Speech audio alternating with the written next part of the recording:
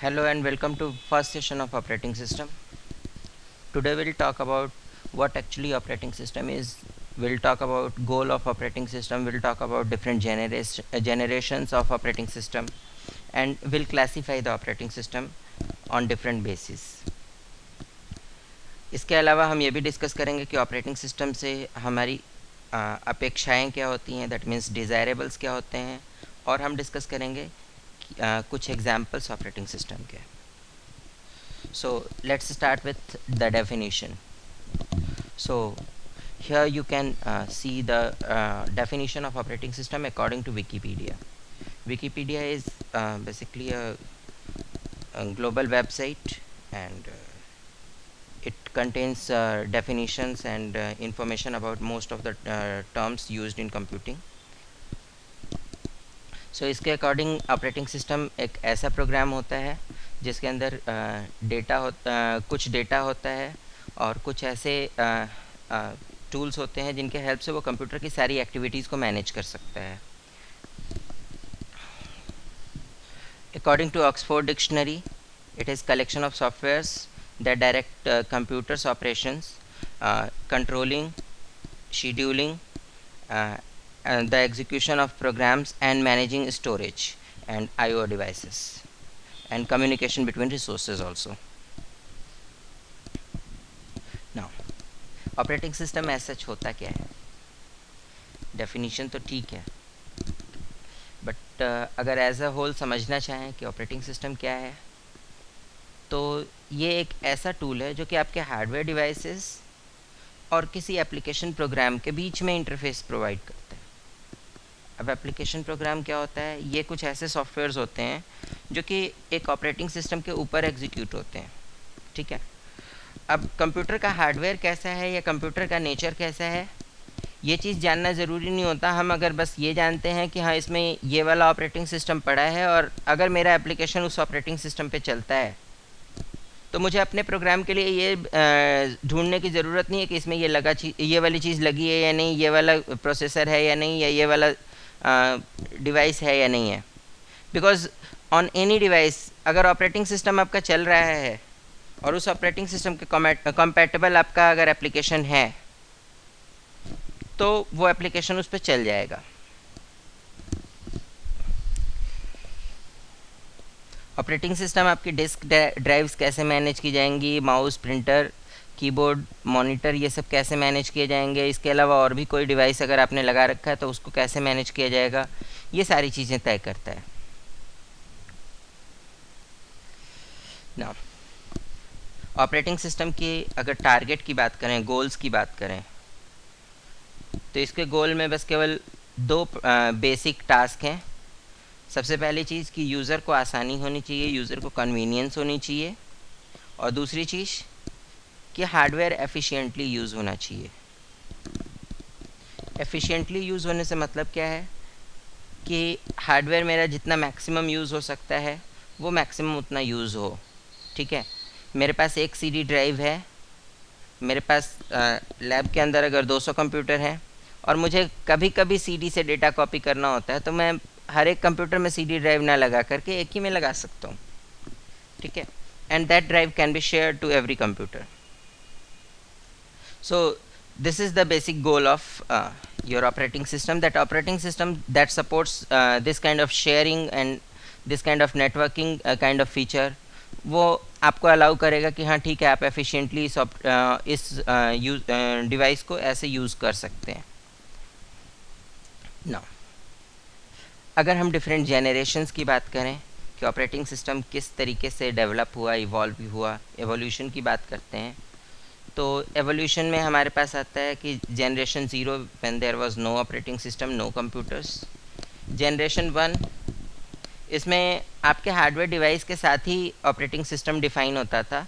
यानी कि जो जनरेशन 1 के कंप्यूटर्स थे उसके अंदर पहले से ही कोड्स बताए हुए होते थे कि हाँ ये कोड डालोगे तो ये वाली चीज़ होगी.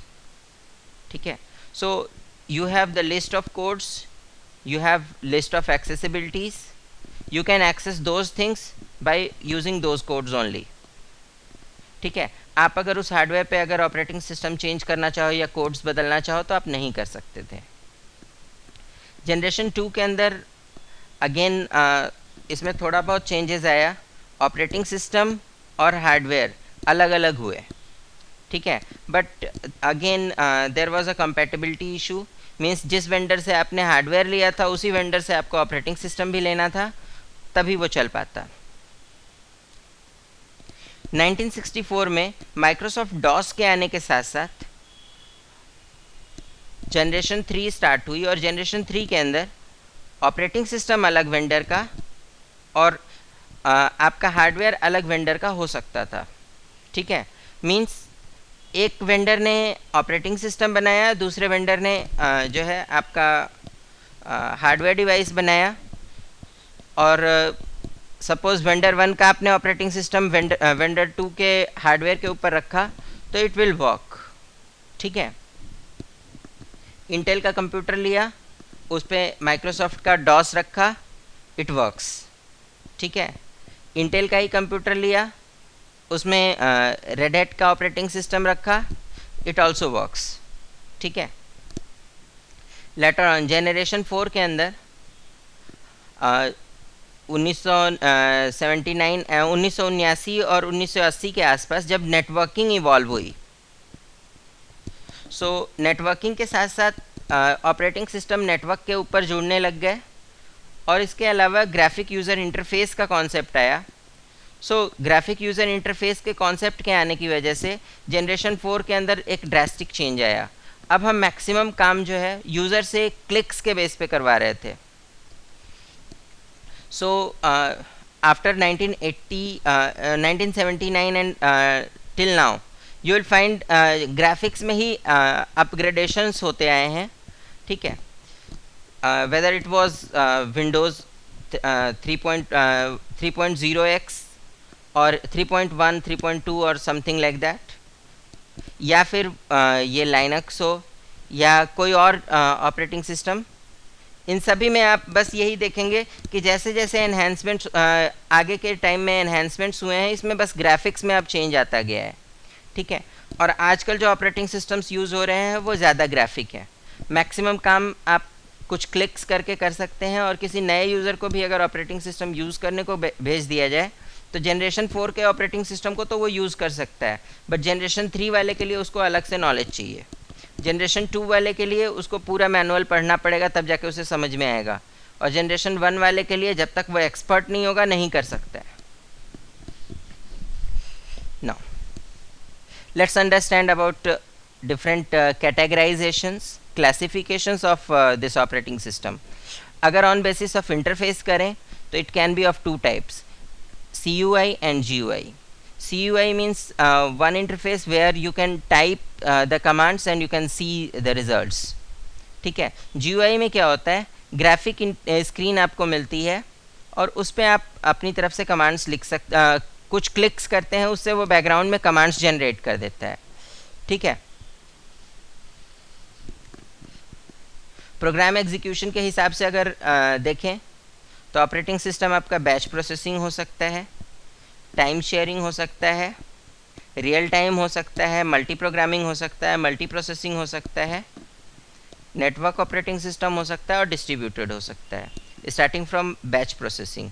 बैच प्रोसेसिंग ऑपरेटिंग सिस्टम कौन सा ऑपरेटिंग सिस्टम होता है, एक ऐसा ऑपरेटिंग सिस्टम जिसमें कुछ सेट ऑफ कमांड्स को आप एक फ़ाइल के अंदर लिख देते हैं, और नेक्स्ट टाइम वो फाइल एग्जीक्यूट करते हैं तो वो सारी commands one by one execute हो जाती हैं। That kind of operating system is called batch processing operating system. Then time sharing operating system. Time sharing operating system is a kind of operating system जिसमें कि कुछ applications आपके execute हो रहे होते हैं, जिस समय पहले एप्लीकेशन की ज़रूरत नहीं है और आपको दूसरे एप्लीकेशन की रिक्वायरमेंट है, तो आप दूसरा एप्लीकेशन उस समय स्टार्ट कर सकते हैं, ठीक है। रियल टाइम ऑपरेटिंग सिस्टम में क्या होता है कि इसको किसी खास पर्पज़ के हिसाब से बनाया गया है। फॉर एग्जांपल आपके मोबाइल के ऑपरेटिंग सिस्टम्स जो हैं, इनमें क्या होता है, इनका मेन पर्पज़ कॉलिंग होता है, ठीक है। जब तक आपके पास कॉल नहीं आ रही है, in that time you can do browsing, you can do downloading, you can use your media player, you can use radio, and you can use many more applications. But at the time when call comes, सारे processes को ये बंद कर देता है और सीधा आप केवल कॉल अटेंड कर सकते हो। यानी मेन टास्क उसका जो है वो डिफाइंड है, उस टास्क के नहीं होने पे आप कुछ और एक्टिविटीज़ परफॉर्म कर सकते हैं। मल्टी प्रोग्रामिंग ऑपरेटिंग सिस्टम की बात करें अगर, तो मल्टी प्रोग्रामिंग ऑपरेटिंग सिस्टम ऐसा ऑपरेटिंग सिस्टम है जिसमें एक साथ मल्टीपल प्रोग्राम्स एग्जीक्यूट हो सकते हैं एंड मल्टी प्रोसेसिंग में मल्टीपल प्रोसेसेस जो है एग्जीक्यूट हो सकते हैं। Now what's the difference between program and process? in fact if you look from the definition side, running state of a program is process, but if a program is executing and while execution it shows some screen where user has to interact, तो इस तरीके के programmes को हम programme ही बोलते हैं। और इस तरीके के मल्टीपल प्रोग्राम्स अगर एग्जीक्यूट हो रहे हो तो मल्टी प्रोग्रामिंग ऑपरेटिंग सिस्टम कहा जाता है। जबकि दूसरे केस में कुछ प्रोसेसेस आपके बैकग्राउंड में चल रहे होते हैं, बैकग्राउंड में जो प्रोसेसेस चल रहे हैं उनकी स्क्रीन पे कोई एक्टिविटी नहीं है। स्क्रीन पे एक्टिविटी नहीं है, that means they are hidden from the user. इस तरीके के जो प्रोसेसेस हैं हम इनको प्रोसेस कैटेगरी में रखते हैं। और इस तरीके के जो भी ऑपरेटिंग सिस्टम है जो इस तरीके के प्रोसेस सपोर्ट करते हैं कि मैक्सिमम चीज़ें बैकग्राउंड में एग्जीक्यूट हों, उनकी स्क्रीन एक्टिविटी कुछ भी नहीं होगी, उस तरीके के ऑपरेटिंग सिस्टम को हम मल्टी प्रोसेसिंग ऑपरेटिंग सिस्टम बोलते हैं। Then comes your network operating system, ऐसा ऑपरेटिंग सिस्टम जो नेटवर्किंग सपोर्ट करता हो। ठीक है, नेटवर्किंग सपोर्ट करने का मतलब क्या है कि you can communicate between one operating system to other operating system, means दो अलग अलग कंप्यूटर्स के बीच में कम्युनिकेट कर सकते हैं यूजिंग नेटवर्किंग प्रोटोकॉल्स। सो ये नेटवर्क ऑपरेटिंग सिस्टम होता है। Distributed operating system is another one. इसमें क्या होता है कि you install it on the server and it gets copied on to all the clients.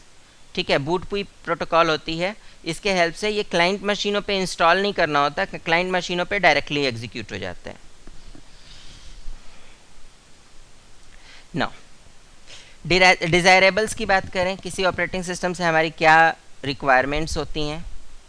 It must be robust, it has basically acceptability to all kind of inputs.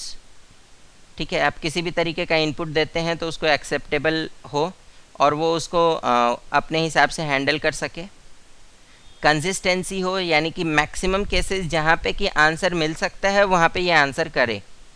आप कोई file ढूंढ रहे हैं, अगर वो फ़ाइल एग्जिस्ट करती है तो आपको वो मिलनी चाहिए।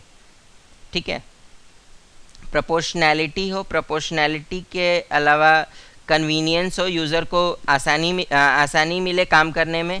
ऐसा ना हो कि यूज़र का काम डिफ़िकल्ट हो, फिर यूज़र उस पर्टिकुलर ऑपरेटिंग सिस्टम की तरफ नहीं मूव ऑन करेगा।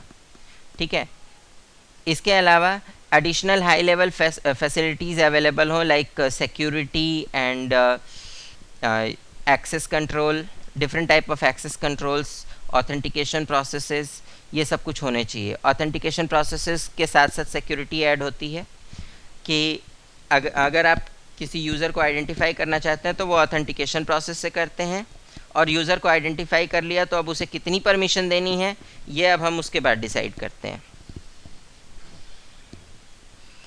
नाउ डिज़ायरेबल्स की बात करें, on the basis of facilities, so it should be sufficient. Sufficient का मतलब है कि इसके पास हर काम के लिए कुछ ना कुछ हो। ठीक है, you can have application for all kind of activities that you can do. It should B complete, ऐसा ना हो कि कोई पर्टिकुलर टास्क आप कर रहे हैं, उसके बाद आपको इन्फॉर्मेशन मिलती है कि नहीं ये वाला फीचर हम नहीं सपोर्ट करते। ठीक है, it should B appropriate, means what ever I am looking I am getting the same thing. ऐसा ना हो कि मैं ढूंढ कुछ और रहा था, मुझे मिल कुछ और जाए। On the basis of cost, this is one of the most important factor. Operating systems के जो डिज़ायरेबल्स हैं, on the basis of cost, हम क्या चाहते हैं? कॉस्ट कम से कम हो। ठीक है, लेकिन कॉस्ट अगर बहुत कम भी है और मशीन हमारी ठीक से काम नहीं करेगी तो हम उसको नहीं लेना चाहेंगे। सो कॉस्ट कम से कम हो, but it has good algorithms, जिसकी वजह से कि काम हमारा जल्दी होता हो। ठीक है, because if you look in terms of time has also a kind of cost. Okay, आपने ऑपरेटिंग सिस्टम की कॉस्ट में तो पैसे बचा लिए, ठीक है। अब आते हैं आपके काम पे। जब काम करने उठे उस समय आप जो काम अगर ऑपरेटिंग सिस्टम की कॉस्ट में पैसे नहीं बचाए होते और नया ऑपरेटिंग सिस्टम ले लिया होता, तो आप जो काम 5 मिनट में करते, वो काम अभी आप 12-13 मिनट में कर रहे हैं। सो अगर वो टास्क आपको दिन भर में 10 बार करना पड़ता है, how much you are expending more here. आपका एक्सपेंस जो है वो 7 मिनट पर टास्क के हिसाब से बढ़ता जा रहा है। मतलब अगर 12 मिनट लग रहे हैं तो, या 5-5 मिनट आप जोड़िए, तो 5 मिनट्स पर टास्क के हिसाब से टोटल आपके 50 मिनट बन गए। 50 मिनट एक आदमी की सैलरी, 50 मिनट की एक आदमी की सैलरी जितनी बनी उतना आपने एक दिन में लूज़ कर दिया ऑपरेटिंग सिस्टम में पैसे बचा के। So you must think about the good algorithm also, ठीक है। गुड एल्गोरिथम्स का मतलब ये है कि ऐसे एल्गोरिथम्स यूज़ की गई हों जिससे कि काम फास्ट होता हो। इसके अलावा low overhead is also required, because overhead जितना ज़्यादा होगा मशीन की रिक्वायरमेंट उतनी बढ़ती जाएंगी। यानी कि आपकी जो मशीन 1 GB रैम पे चल रही है, अगर ओवरहेड ज़्यादा होगा तो हो सकता है उसको 3 GB या 4 GB लगाने पड़े, ठीक है। इसके अलावा दूसरी हमारी कॉस्ट एक मेंटेनेंस कॉस्ट पड़ती है, उसको भी हम यहाँ पे रिड्यूस करने की कोशिश करते हैं कि मेंटेनेंस कॉस्ट भी हमारी कम आती हो, ऐसा ऑपरेटिंग सिस्टम हो, ठीक है। In terms of cost it is something like that. Now adaptability, adaptability के हिसाब से अगर बात करें तो ऑपरेटिंग सिस्टम चेंजेबल होना चाहिए टाइम टू टाइम, ठीक है। इसके अलावा एनवायरनमेंट के अकॉर्डिंग होना चाहिए। दैट मीन्स सपोज़ एक कंपनी है जो ट्रैवल का बिज़नेस करती है, तो उसको अपने मतलब की सारी चीज़ें उसमें मिले। नेक्स्ट टाइम कंपनी ने अपना बिज़नेस चेंज किया और वो ट्रैवल से चेंज होकर के सपोज़ ट्रेनिंग के बिज़नेस में आई, तो एट दैट टाइम उसको ट्रेनिंग वाली सारी चीज़ें भी उसी में मिली जाए। ऐसा ना हो कि उसको ऑपरेटिंग सिस्टम चेंज करना पड़े या it has to look for something else, ठीक है। It should be extendable and extensible. इसमें अगर आपको कोई भी एप्लीकेशन सपोज़ पहले नहीं मिल रहा था और अब आपको ज़रूरत है, सपोज़ फ़ोटोग्राफ़ी की दुकान मैंने खोली, अब फोटोग्राफी को हैंडल करने के लिए मेरे पास पहले से एप्लीकेशंस तो नहीं थे। मैं अगर चाहता हूँ कि इसमें ये चीज़ें ऐड कर दी जाएँ तो आई कैन, ठीक है। Now some examples: Microsoft DOS, Unix, Windows, Mac. These are some examples of operating system, out of which this Mac is there on a machine that is also called Mac. It is not installed on all computers. It is only installable on Apple computers. Now if we talk about functions of an operating system, operating system का काम क्या है?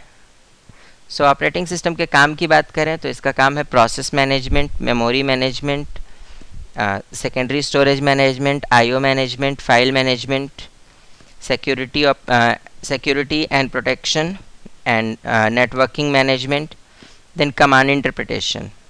These are different functions of an operating system. Now there is some small task for you. You have to list down all the functions of operating system, and secondly you have to define operating system in your words. That's all for today. Thank you.